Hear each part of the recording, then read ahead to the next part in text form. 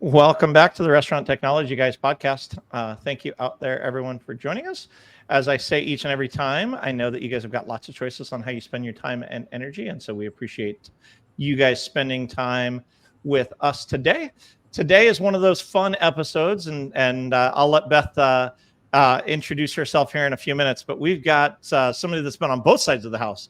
Both has a restaurant and then decided tech was something that was a good choice. So Beth, why don't you introduce yourself to our audience? Tell us a little bit about who is Beth?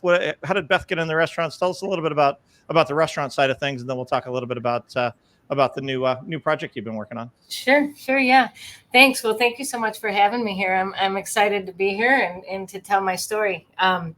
So my name is Beth Hussey. I'm a restaurateur. I've been in the restaurant business for, well, I don't want to age myself, but I think it's been about 37 years now. And I'm the youngest of 7 kids. All 7 of us are also in the restaurant business. So it's definitely coursing through our veins. Family dinners must be fun there. Yeah. Family meals out, I'm sure, are the worst because everybody's got a comment since they've all been in restaurants, I'm sure. Exactly. Yeah. Thankfully I'm not a chef or I'm not a cook. So my brothers all are. So I think I got the lucky side of the coin there. But I love it. But yeah, so I'm in Michigan. I'm in the Detroit market. I've kind of traveled all over the country right out of high school. I sort of went on a circuit of moving from state to state, following the season in resorts, bartending and serving in beautiful, luxurious places. I got a love for the business there. And then long story short, I'm back to where I grew up in Michigan. And I've sort of worked my way from, serving in a restaurant all the way up to being a partner in a couple of pretty cool, successful operations here in the Detroit market. And now currently I own it's my first solo venture. I have a partner and chef, but it's my first official owning it all outright. And it's a restaurant called Hazel's in Birmingham, Michigan. It's a popular seafood place. I love it. And of all the places in the world, I get it's family, but really, you moved back to Detroit. This is what you chose to do? Yes. I lived in all the greatest places. And yeah, here I am back in Detroit. Yeah. Scratching my head wondering what the heck I was thinking. But well, this episode will probably release sometime in the and when it starts getting really cold up there, in a few weeks, where as of right now, it's probably comfortable. But coming up pretty soon. For those that are longtime listeners, they know my oldest just went off to school. I live in the Texas area, and he just went off to school in Minnesota. Oh. And so everybody that knows me goes, "Oh, that's like really cold. That's like colder than Detroit." And so that's worse than Michigan for sure. Yeah. No, absolutely. And so you've got a new endeavor, Beth. Like, talk to me a little bit about what it is that you guys are trying to do, the origin story. Tell me a little bit about what you guys are kind of trying to create, because I think it's a bit unique where you guys are going, and I'd love to dig in a little bit about why you had that itch that you felt you needed to scratch there. Yeah, you're talking about the tech thing, right? The tech thing, that tech thing, not serving food and shaking hands and kissing babies in the front of the house. There's a whole different side of what you're trying to do. Yeah, that's right. So it's kind of an interesting story. So when the pandemic hit back in 2020, my restaurant was not quite a year old. So, we were brand new, just kind of figuring out who we were and what we were supposed to be doing. And when the pandemic hit, we closed completely. The governor said we could stay open for carryout, but we're a big, seafood place. We didn't do much carryout, so we closed completely. And nobody knew at that time what the heck was going to happen, but it was especially scary for me because, I've got all my blood, sweat, and tears in this, and everything I own is wrapped up in that restaurant. So it was like, what the heck is going to happen? And so basically, I guess I'm not one to sit still. And so I dove in and I decided to use the time to turn my unique way of training servers and bartenders into a technology platform. So way back in the early 90s, I discovered that training is sort of a passion of mine. And before I had ever even managed a restaurant, I was serving a restaurant, and I was able to convince the place I was working to let me take over the training program for servers and bartenders, because as it is even still today in most restaurants, their training program was non-existent. Yes. And Yeah, so, go walk behind this person for a couple of days, and you'll figure it out. And then hopefully, and they wonder why guest service is terrible, or the yeah, drinks don't all show up the same. So yeah, I'll let you keep going. Sorry about that. yeah, no, it's so true. It's yeah, kind of a funny story how training goes, which I'll tell you in a minute. But anyway, so I discovered that training was my thing. I developed a unique way of training servers and bartenders, and it's it's not that it's all that different from the way every restaurant already trains, which is with that shadow shift, right? The follow shift or the shadow shift. Yep. But there were just a few added elements to the way I was doing it that made it very repeatable, measurable, effective and engaging. So I kind of, fast forward 30 years, and I use this unique way of training thousands of people. I've opened 16 or 17 full service restaurants, all unique concepts. I've gotten a reputation of being great at training. I have a reputation in this market of being able to get good teams together and keep them together, because after all, that is all restaurants' biggest problem, is the turnover and employee retention and things like that. So it was my passion, but I discovered that as I advanced through my career and got to the point where I own my own restaurant, even me, who supposedly has a passion for training and am so good at it, it got harder and harder to train my employees. Back in the early 90s, first of all, our menus weren't changing frequently like they are today. Allergens and dietary restrictions weren't a thing back then, right? In the 90s, nobody knew what gluten was. Yeah. We just were all swollen. But so it's like over time, it's gotten harder and harder to train. And, there's so much technology out there that helps restaurants manage their business. Tons of it. And I've always been an embracer of technology, but it's always surprised me that there's not much that help restaurants train their employees, not in a way that's relevant to restaurants, especially. So I was surprised that didn't exist when the pandemic hit. And I found this time I decided to sort of work on this passion project. It's something I'd always wanted to do, but of course, because I was too busy owning and running restaurants, I never had the time to do that or any other thing that I wanted to do. So I dove in, and I feel like I got 3 college educations. I had to figure out, how to get software developed, which is a big It's thing. fun.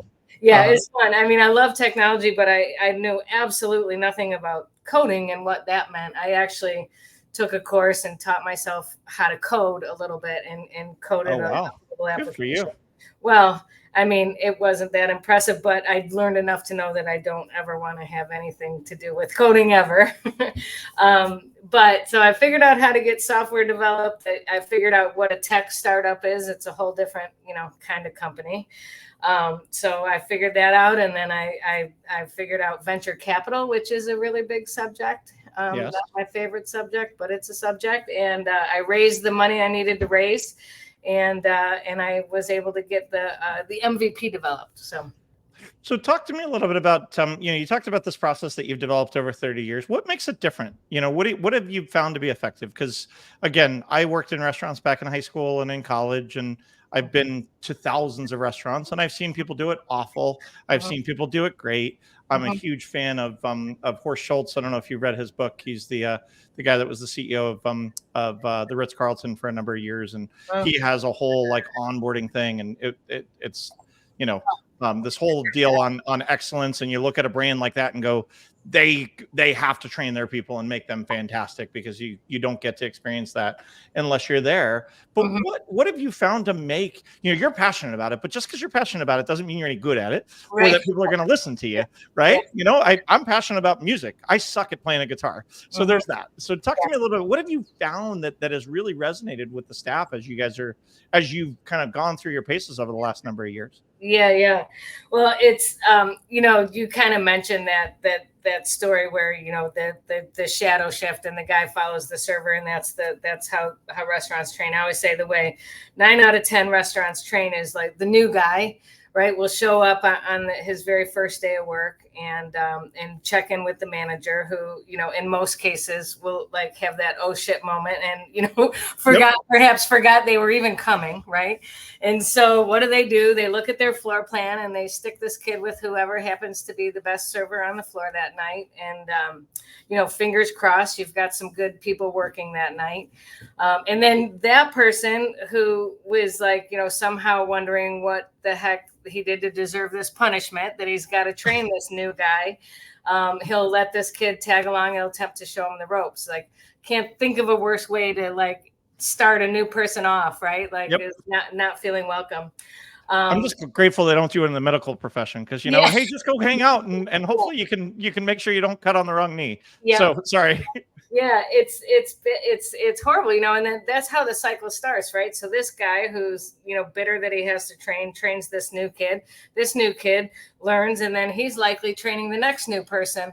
It's like a bad game of telephone, and then, you know, that's what starts the cycle. So what most restaurants neglect to do is to give that trainer any tools or resources or information of any kind of how they want them to train this person. So what makes, and I always say the restaurants that, you know, are good at training will, you know, it might be a little different now, but they'll usually have a 3-ring binder, you know, big, thick 3-ring binder filled with pages and pages of, you know, 9 times out of 10 outdated and sometimes useless information that like doesn't actually help the server be any better at their job. It's like, you know, technical recipes and things like that, where, so, you know, pretty ineffective way of training. So this, what makes this method of training that I developed so long ago, what makes it unique and so engaging is it's a tool for the trainer as much as it is for the new person. So it takes that shadow shift mentality, right?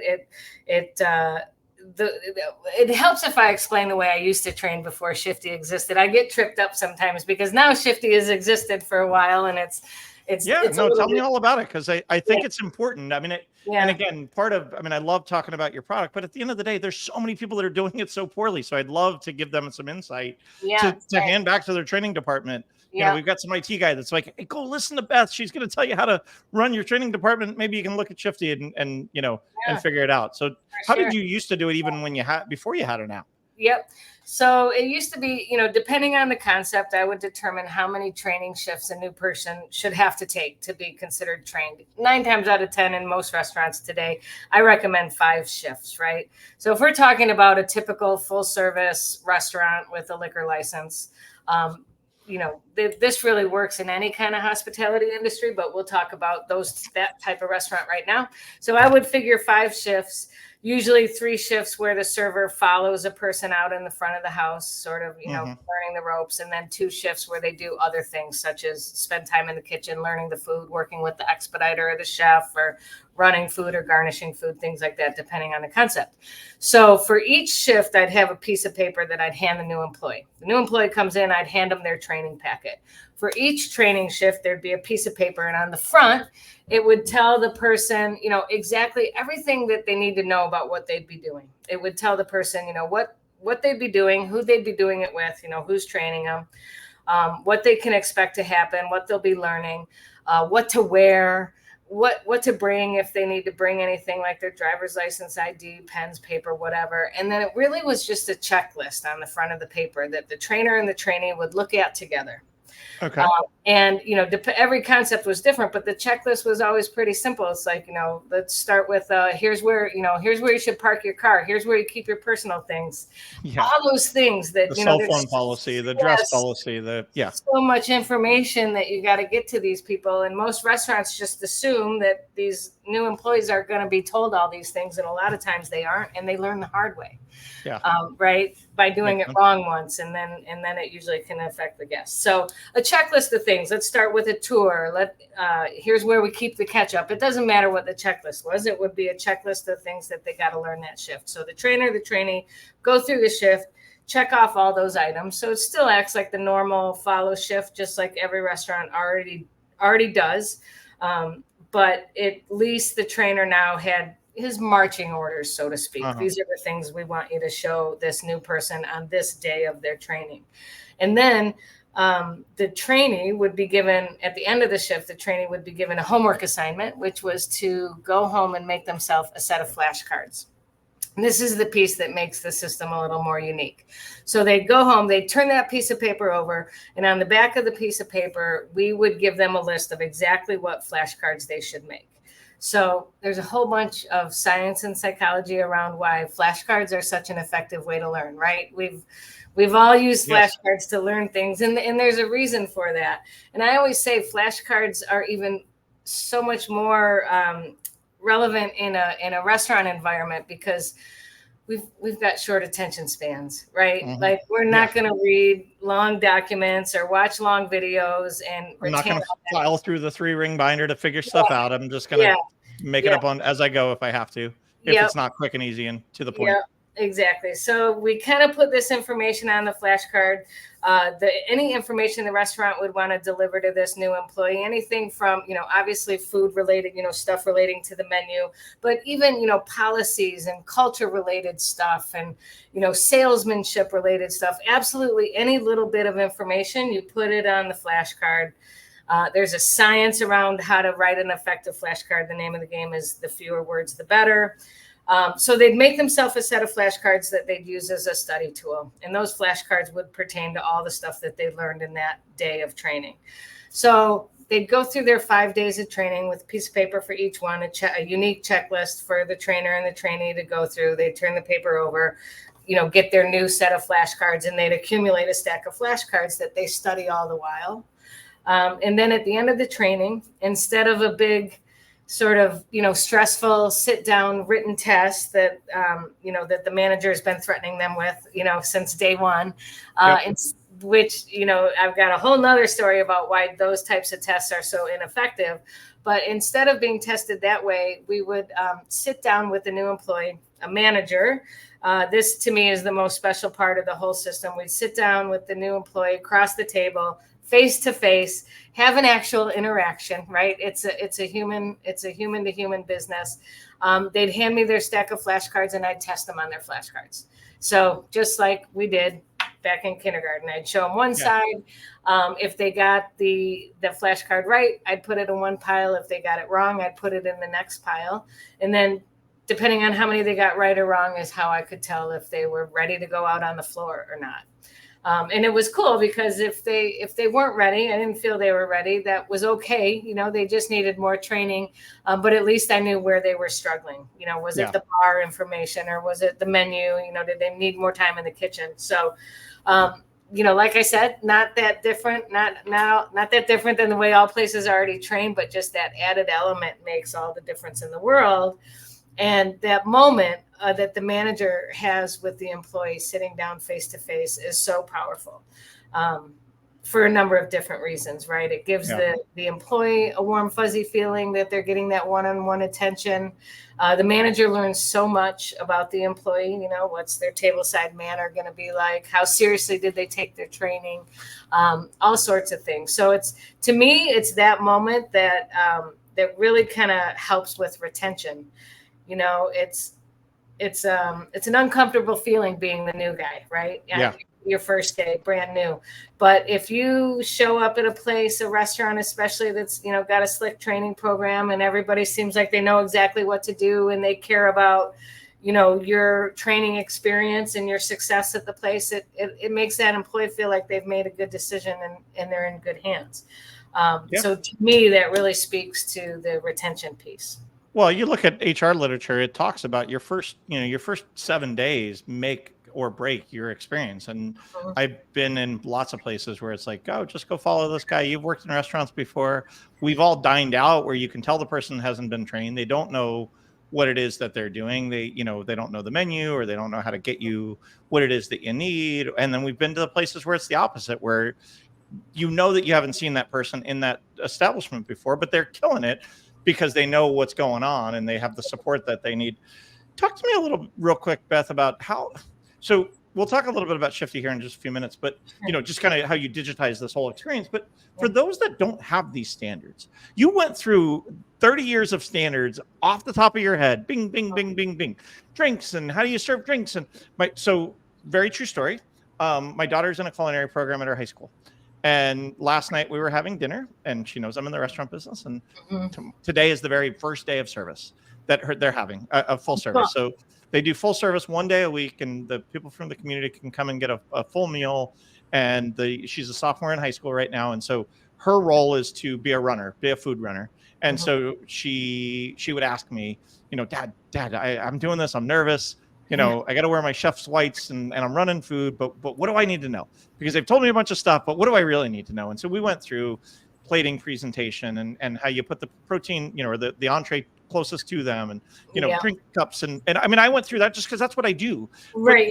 Serve. A lot of restaurants don't have those standards. She's going to a culinary program. I don't even know if they've told her this. If they did, she forgot it. But either way, a lot of places don't even have that they say serve the lady first, or just there's so many different things that inherently come out when you've been in restaurants and you've been in well trained. But for those brands that don't have these standards, talk to me a little bit about how do they even go through that process, other than going to culinary school or going to a place like the Ritz-Carlton and going, I see what they did. Do you guys help with that? Is that something that you've seen done in the past that people struggle with? We do. It's interesting. I mean, and to me that is one of the things that that makes Shifty so useful. That not that it's about Shifty, but there's all those little things that like no one will ever think to tell the new guy, not to touch the rim of a glass when he sets it down on a table. Oh my gosh, that one makes me crazy. Right? Sorry.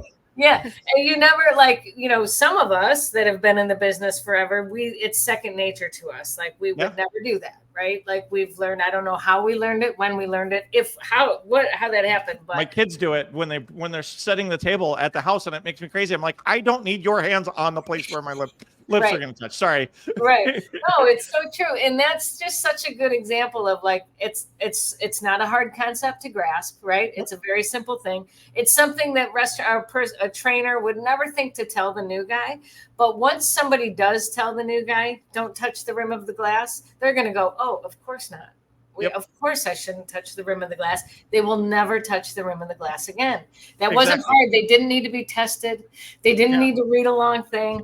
They just needed to bring extra utensils with a napkin in your hand to hand it to the guest, not grabbing on the top of the fork and handing it to them. It's like just silly little things. But to your point, these are so silly, but so commonplace that we run into them. Yeah, some people think it's innate, and it's not. And I'll tell you that, like, with every generation, we get further and further from all that type of stuff. Like, people know it less now than they knew it back in the 80s and 90s. It's a strange thing. So that's what's really cool. Like, that's one of the things about this technology platform, and is that it does come like preloaded with all those little details, all those little things that every restaurant owner in the world would want their employee to learn and get that bit of information. So I've got this pre-built set of flashcards, right, that have all this bit of information. And just as an example, so that the flashcards make sense to you, the flashcard for that item would, on the front of the flashcard, it would say never touch. And on the back of the flashcard, it would say the rim of the glass. So as they're studying their flashcards, it's like never touch and the rim of the glass, right? It's not, So anyway, that kind of helps. It's great. These are just things that you and I, having spent a long time, we recognize these things. My family hates going out to eat with me because I see it, and I see it done poorly. No different than we were joking about the restaurant industry, but it's true. And you see it done well, and you see it done poorly, and the brands that do it well. It's because they've trained. They hire good. They hire well. They retain well, but they also train. And so a tool like this is fantastic because you're setting a standard, and so few, especially mom and pops, because they're busy running a restaurant and they just expect, my mother raised me that way, so you should be doing that. Right. And ultimately it doesn't happen that way.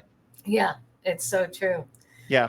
So you've talked a lot about the front of the house. I know one of the areas that a lot of restaurants have been struggling with is the back of the house. Have you guys worked in kind of training the back of the house, whether that's prep cooks?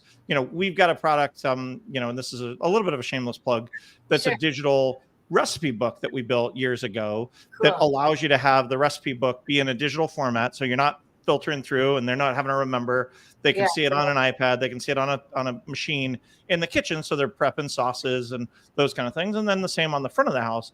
But kitchen staff needs to know what the recipe is and needs to know how to change those things. When they sub arugula for spinach, they need to be able to do all of those things. But there's things that they don't do either, whether it's knowing how to knife cuts for onions, to to how to store cold food and hot food and not cross contaminate. And these things, I know these things, but have you guys delved into that, or has it mostly been in front of the house so far? No, it's this is the most exciting part of the whole thing. Is so when I developed Shifty, I really did have a laser focus on servers and bartenders, like this system that I designed and over the years. And it's the system I use to train servers and bartenders. And that's about it. Also hosts and bussers a little bit, but mostly whatever bartenders. But, once we launched the product and I actually started getting it in customers' hands, other restaurants that weren't mine that don't understand this method of training, it was really cool because it was those people who basically enlightened me to the fact that this would be a great system to use to train the back of the house. So to answer your question, yes, my customers are using it to train every single department. Love it. It also has, digital recipes and all that kind of stuff. It's a pretty cool, it's kind of like an LMS. It's not officially an LMS, but it's so much more than an LMS. But yeah, we do use it to train the back of the house. And it seems like, ironically, almost the back of the house guys that are loving it the most. Yeah. Yeah, because it's people we have a tendency to kind of forget about the kitchen a little bit. And it's really kind of the most important thing, right? Like it is. They are more than 50% of the experience, because the food comes out and it's not the same, it's not consistent, it's not cooked properly. You get people sick if you don't do it properly. Beth, I'm going to ask you to rewind for just a couple of minutes. You talked a little bit about the psychology of leveling up and getting, more skills and learning in this training. What have you found in that, whether it's the back of the house or the front of the house, the motivation to get better every day, the motivation to, that is part of what HR systems and all of these employee retention things say happens. Talk to me a little bit about how Shifty's helping with that, because I think everybody's struggling with staff. Yeah. Everybody's struggling with getting people onboarded. And so there's not a better time than now to have a way to onboard people, keep them here, keep them leveling up, keep them growing. Years ago, you get stuck in the restaurants. We all got stuck in the restaurants and never left, but people, if they can go drive for Uber and make the same amount of money or whatever, So talk to me a little bit about the leveling up aspect and kind of the skill matrix that people can continue to grow through this. Yeah. Yeah, it's the industry has changed so much, hasn't it? It is a very different experience, and it seems like every generation. I've been managing, restaurant teams since the early 90s, and every generation gets a little different. I'm not saying it's any better or worse than the next, but what they value is different. How they come. Yeah. Yes, exactly. Yep. But I will say that it's human nature for people to want to do a good job, thankfully.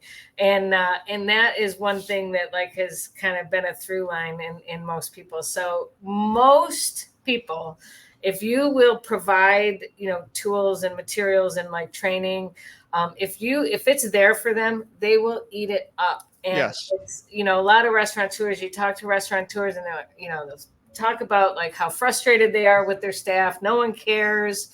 It's just a job to them. But I would bet 9 times out of 10, that's because the message is coming from the restaurateur that they don't care. Yeah.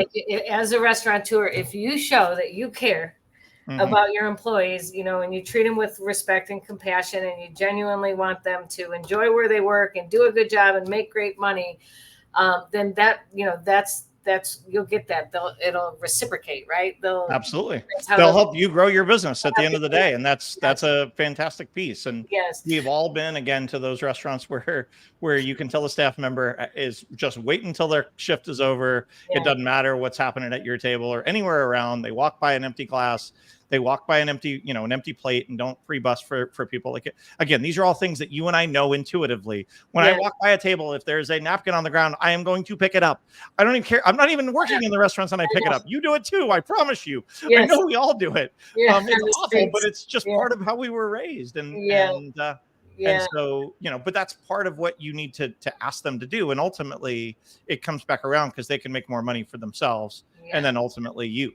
Is that fair? Is that kind of what you've been seeing? Absolutely. Yeah. You have to show them you care. If you care, I'll always say, if you are looking at an employee who has a bad attitude and seems like they don't care about the place, I can almost guarantee that's the message they're getting from above. Yep. Yeah. I've always said to my managers that, creating a great first impression on an employee is every bit as important as creating a great first impression on the guest. Yep. And if I always say the manager's job, if our servers and bartenders, if it's their job to take good care of the guests, it's the manager's job to take good care of the employees so that they can take good care of the guests. And if the managers aren't taking good care of the employees, then how on earth could we expect them to want to take good care of the guests? And unequivocally. And I say it to our staff all the time, our own team. It's like, you guys have hundreds of interactions every day with our team members. I can't do what I do without you doing what you do. So keep doing it well. Keep taking care of our customers, because at the end of the day, they come back for you, not necessarily for me. Not a whole lot different. Beth, I'm going to ask one last piece. Going back to your conversation about kind of the pre-shift, going out on your own, fleeing the nest and sitting down with the manager to take not a test, but really an overview of what did you learn? How did you make out when you were doing that? Talk to me about how Shifty helps with that. Really, it's not grading them, but it's understanding how much did they get from what you were trying to give them and giving you a good direction. Talk to me about how the technology has helped both restaurants and the staff members sit in that spot. Yeah, it's cool. So it's, it's all kind of it's all wrapped around that flashcard experience. So the technology, there's a couple different ways the technology can test the employee, but my favorite way is it emulates that flashcard test, which I know is a bit of a dichotomy because flashcard is a face-to-face. And so you're actually doing it on the technology, but you still have to sit face-to-face, which I think is so cool. And it's really great because that experience it's conversational. So it's not just a test. It's not like I'm going to fire off some questions and you got to give me the right answer or else you can't work here. It's not threatening. It's hey, let's sit down. Let's have a nice conversation. It's a chance for the manager to sort of supplement the learning. Right? Like my restaurant, we're known for oysters.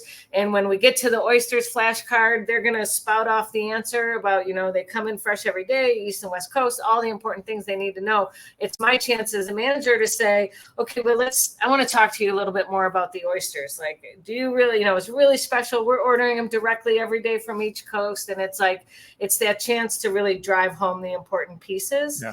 To tell a story wrapped around that so that they can internalize it. It's not just a fact they know. It's now a story that they can pass on to the guests. They can understand why behind it. People understand why you don't again, it's common sense, don't touch the rim of the glass, but if they don't get it, you can at least say, well, because why would you do that? Like, let's talk through this. Right. Do you want somebody's fingers on your mouth? No, you don't. So why would you want it on the rim of your glass, right? Passion is contagious. If you get to talk to someone who's passionate about something, it's very easy to kind of feel that same way. Well, hopefully my wife's not sitting on the other side of the wall here, because she always teases me that I get very passionate when I record these calls, because I do enjoy it. I love talking to restaurateurs and restaurant technologists. It's one of my favorite things that I get to do. Well, it's like, especially after the pandemic, I mean, if there's restaurateurs that are listening, it's like, how many times, we've all been in the point where like, we're so short staffed, someone comes in for an interview and we check their pulse and, follow my finger, you're not drunk today. Okay. Go work a line shift. You got to take exactly. Right. It's, sadly, that's what that happens. But if you can sort of slow that down and take the time to like really, really train them right. Can you believe that the statistic is that the average amount of time that a restaurant worker stays at a job at the United States is less than 2 months, 1 month and 26 days. No, I had no idea. That's amazing. So you Yes. talk about retention, you talk about the cost of that. Have you guys done any calculations on the cost of retaining employees because you're training them properly with Shift? I mean, it pays for itself. You Well, keep them 1 or 2 extra months and you're not having to train yeah, somebody else. You've already paid for the yeah, solution. I don't even care how much it is. You've yeah. already paid for the solution. Absolutely. Yeah, there's a number that's been floating around, that comes from the National Restaurant Association. It's been around for a while, so I'm sure the number is a little bit higher now than it was 5 years ago. But according to those guys, NRA, the cost of replacing a restaurant worker is $5,685. Yeah. I have a feeling Shifty is not $5,000 a month. It's not. No, it's not $5,000 a year. Exactly. Yeah. So yeah. if you can retain one employee, you got it, right? Yeah. Well, and I brag a little bit, like at my restaurant, that all of us, hopefully there's restaurants out there that keep employees longer than 1 month and 26 days, but the national average is 1 month and 26 days. My average, I have actual hard data to pull from because I have a restaurant. We're about to celebrate our 5th year. And the average amount of time that all my workers have stayed at my restaurant is 2.25 years. Yeah. That's a pretty good retention rate. It's great. And I'm sure there's people, and that ultimately goes straight to bottom line profit because you're not having to continue to turn over people, retrain. Because you think about those people that are like, oh, I'm celebrating 20 years in the same restaurant. Mm-hmm. They offset the average from the person that showed up for 3 days and left, right?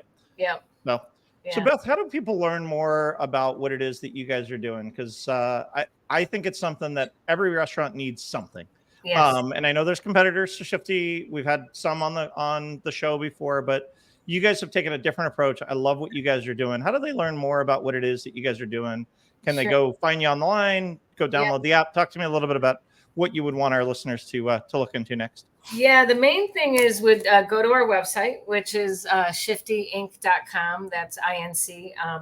Shifty.inc.com, and on the website there's tons of information. It's a really nice website. You can actually click a button and schedule a demo with me directly. You can sign up for Shifty. It's really cool. We've got a what I call an implementation wizard. So you can actually go to the website. You never even have to contact us if you don't want to. You can sign up, start using Shifty, and it'll take you through the whole onboarding process. But one of the things that I think is so cool about Shifty is that it comes preloaded with a whole bunch of universal restaurant training information. So someone who doesn't have a training program, literally out of the gate can have a fully robust training program just from starting it.